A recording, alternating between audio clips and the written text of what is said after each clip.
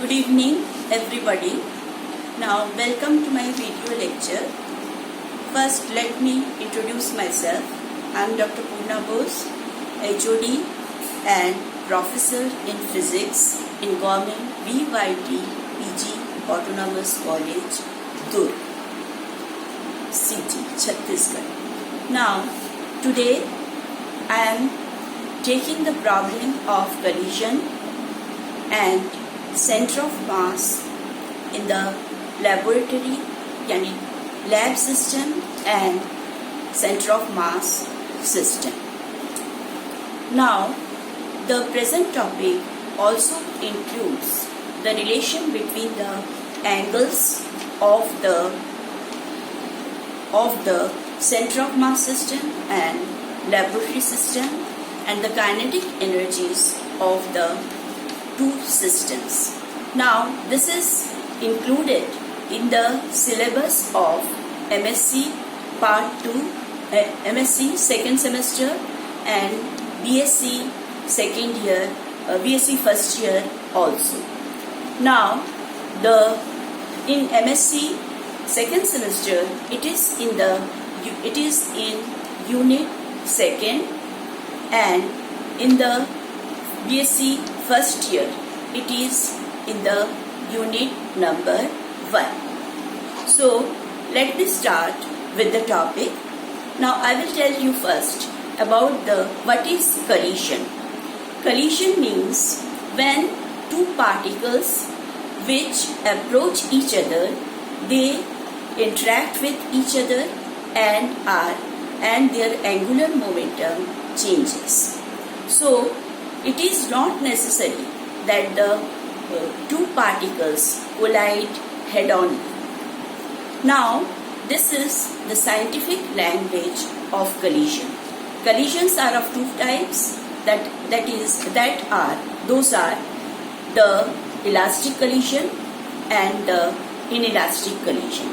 In elastic collision, the angular momentum and the energy, kinetic energy before and after the collision are conserved. But in inelastic collision, the angular momentum is conserved, but the kinetic energy changes into other type of energy. Now to define the center of mass. What is center of mass? Center of mass is the point where the total mass of the system of particle or the body is concentrated. Now, while talking about the collision, that is inelastic collision. Now, in case of elastic collision, we know that the energy and the momentum are conserved. So, in this case, in case of elastic collision, there are two equations of motion and in one dimension, and if we take the problem in 3 dimension, there are 3 equations of motion for linear momentum and one for kinetic energy. So we can solve the problem by solving these 3 plus 1, that is by taking 4 equations of motion. Now, by solving these 4 equations, we get, if we solve the problems in one dimension, we can take it, we can express the initial velocity of the first particle by the summation of the velocities multiplied by something, that is a summation of the velocities of the two particles after the collision. Again, the velocity of the second particle can also be expressed in terms of the velocities of the particles after the collision. Now, if we take the problem, by solving the problem, we know that there are three motions. After the collision, there are two types of velocities. That is, if we take the first particle, it has got, if we take it three-dimensionally, the velocity has three components, and the second particle has also three components. So there are 6 equations of motion.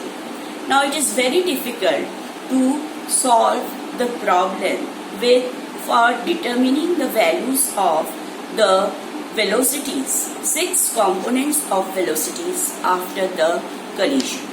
So we have to take the other frame of reference, those are the laboratory frame of reference and the center of mass frame of reference. The lab frame of reference or laboratory frame of reference is the frame of reference in which the second particle or the target particle is as rest. Now, examples of this type of frame in which the collision takes place are Compton effect and alpha scattering. So, alpha ray emission. Now, in order to take the laboratory frame of reference in which the center of mass is at rest, we can solve the problem very easily. So let us discuss these two frame of reference.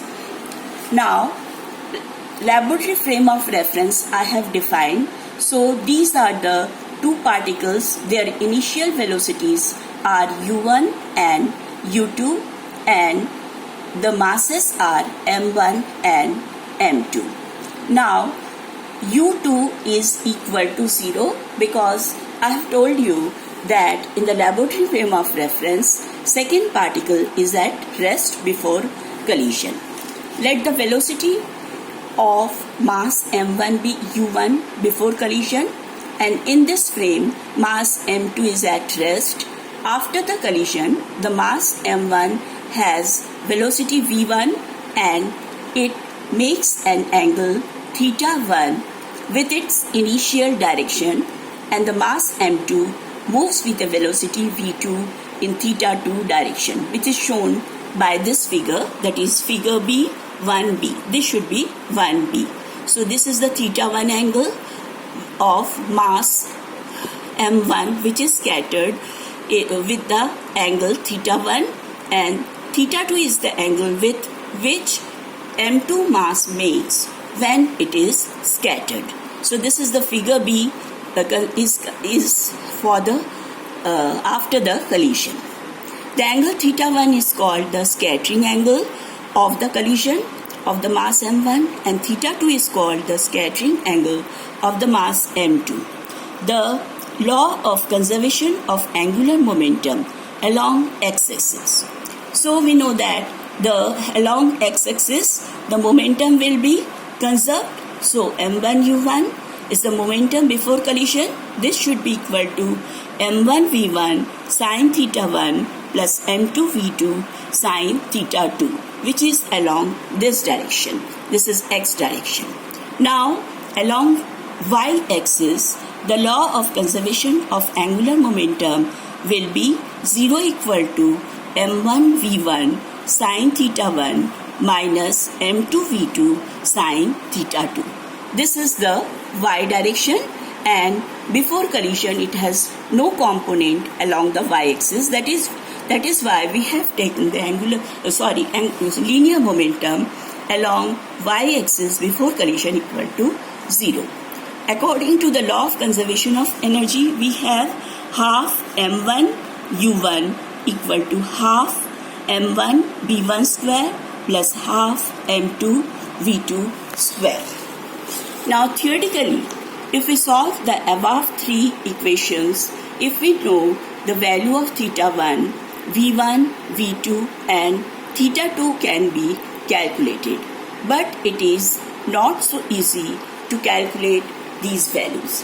Hence, to solve these problems, center of mass system frame is used. We can also derive from center of mass frame system some other important effects about the collision. Now, let us discuss elastic collision in center of mass frame. As I have talked to you about center of mass frame, in which the collision is the problem of collision is very easily solved. So, in lab frame, if the velocity of the particle of mass m1 is u1 and the other particle of mass m2 is at rest, then the velocity of the center of mass vcm.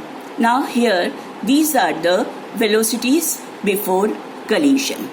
Now we have vcm equal to m1 u1 and divided by m1 plus m2. Now, as the velocity of the center of mass remains constant, hence after the collision, the velocity of the center of mass will be vcm.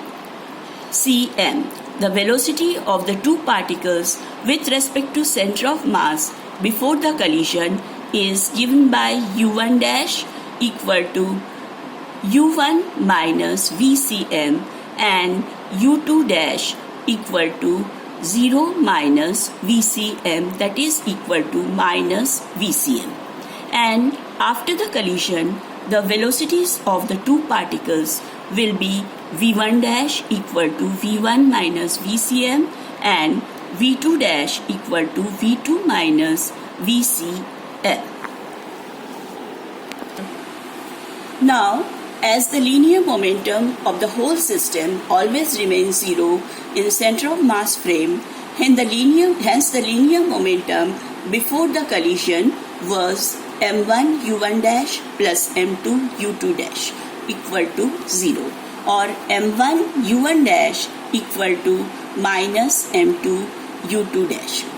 The linear momentum, that is after the collision, the linear momentum is m1 v1 dash plus m2 v2 dash. This will also be equal to 0, or in other words we can write it as like this: m1 v1 dash equal to minus m2 v2 dash. This means after the collision, the final velocities of the two particles makes same angle with respect to the initial direction, but the direction of motion are opposite as shown in the above figure. Hence, the magnitude of the momentums are given by m1 u1 dash equal to m2 u2 dash and m1 v1 dash equal to m2 v2 dash. Now, applying the law of conservation of energy, we have half of m1 u1 dash whole square plus half of m2 u2 dash whole square equal to half of m1 v1 dash whole square plus half of m2 v2 dash whole square.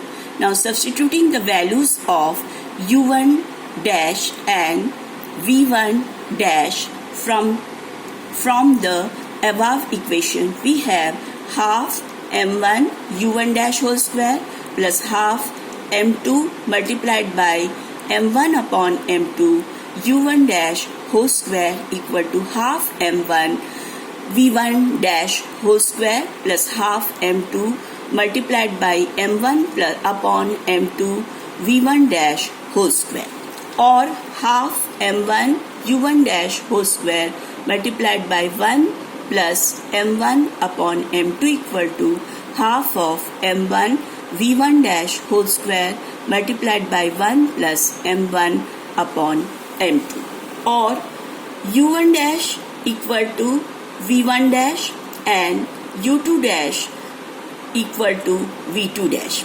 Hence, we conclude that the velocities of the particles do not change in the center of mass frame. In the center of mass frame, the scattering angle theta has no importance. Theta can have any value in center of mass. This is very important point, but this is for the center of mass frame. But for laboratory frame or lab frame, theta cannot have all possible values. It can have the values which is given by tan theta 1 equal to v1 sin theta 1 upon V1 cos theta 1. In both the frames, the components in the y direction have the same values, that is V1 sin theta 1 equal to V1 dash sin theta, where theta is the scattering angle.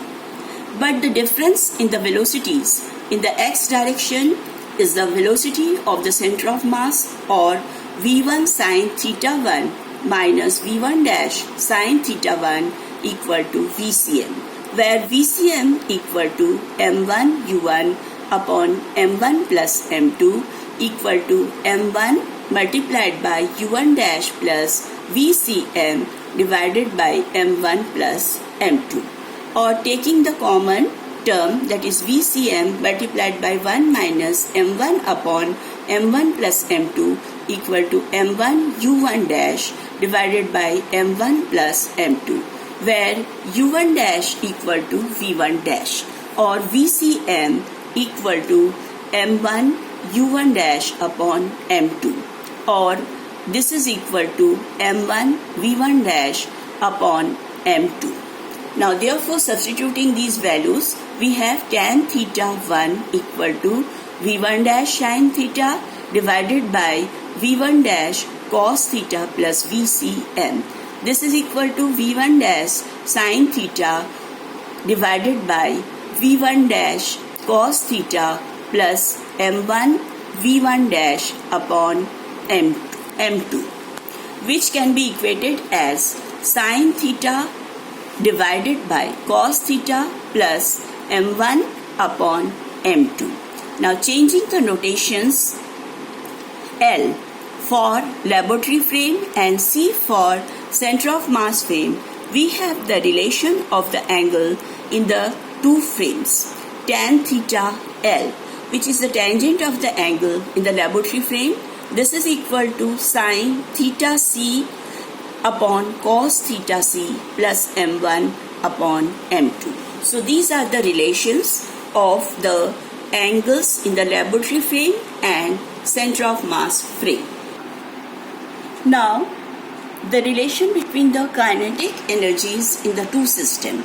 Let P be the momentum of the beam in the coordinate frame in which the total momentum of the system is 0. Since in this coordinate system the center of mass is at rest, it is called center of mass frame. But the experiment is carried out in laboratory frame, where the beam particles have momentum q, say, and the target is at rest. This is called laboratory frame, where the beam particles have momentum q, say, and the target is at rest. It is repeated. This is called laboratory frame. So now this is the figure. This is the figure for L system, that is laboratory free system, and this is for center of mass system. Now the kinetic energy of the system in the laboratory system is equal to T1. This is given by Q square upon twice M. In the center of mass system, it is given by Tc, that is equal to P square plus twice M1 plus P square upon twice M2 equal to P square upon twice mu, where mu is the reduced mass. In the laboratory frame, the total momentum of the system is Q. Thus, the velocity of the center of mass is VCM equal to Q upon M1 plus M2. The relation between the magnitudes of momenta in the two frame is P equal to Q minus VCM into M1. Now, P can be equated as Q minus M1 multiplied by Q upon M1 plus M2, or we can write it as M1 multiplied by Q divided by M1 plus M2. After squaring, we get P square equal to M1 upon M1 plus M2 whole square plus Q square. On substituting P square equal to twice mu Tc and Q square equal to twice M2 Tc TL, we have Tc equal to M2 divided by M1 plus M2 into TL. The above expression represents the relation of kinetic energy in the center of mass frame and kinetic energy in the laboratory frame. So, the problem in the laboratory system, which is very difficult for the calculation, we can reduce it by solving it in the center of mass system, which is very important and effective. Thank you.